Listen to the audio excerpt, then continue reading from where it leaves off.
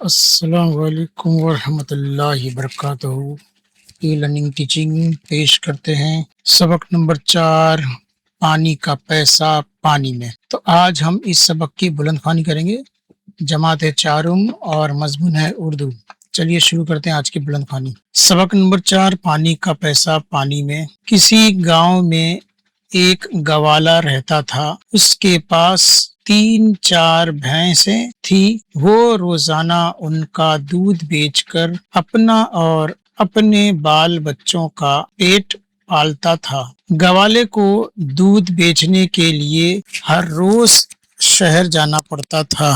اس کے راستے میں ایک جنگل پڑتا تھا۔ جنگل کے بیچ سے ایک ندی بہتی تھی۔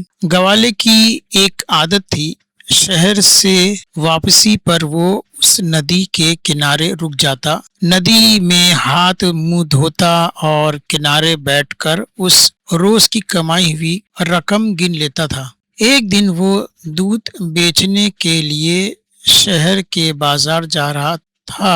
ایک جگہ اسے ٹھوکر لگی اور اس کا آدھا دودھ گر گیا۔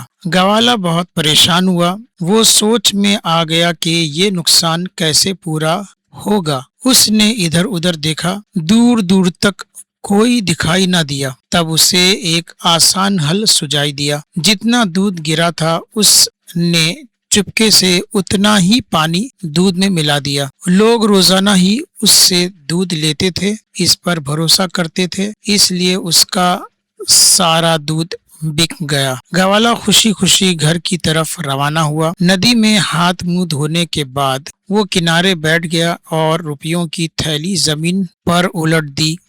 تھیلی میں سکے بھی تھے اور بہت سارے نوٹ بھی۔ نوٹوں کو الگ رکھ کر وہ سکوں کے ڈھیر لگانے لگا۔ اتفاق دیکھیے کہ اس دن وہ نوٹوں پر کوئی پتھر وغیرہ رکھنا بھول گیا۔ اچانک زور کی ہوا چلی، بہت سے نوٹ اڑ کر ندی میں جا گرے۔ کچھ نوٹ زمین پر پڑے رہ گئے۔ گوالا ندی میں کود پڑا اور پانی میں بہتے ہوئے نوٹ پکڑنے لگا۔ کچھ نوٹ اس کے ہاتھ لگے اور کچھ پانی کے ساتھ بہہ گئے۔ اس نے دیکھا کہ کچھ نوٹ بری طرح بھیگ کر خراب ہو گئے ہیں۔ گوالے نے مجبوراً انہیں بھی ندی میں پھینک دیا۔ اپنی جگہ واپس آ کر وہ دوبارہ رقم گننے لگا۔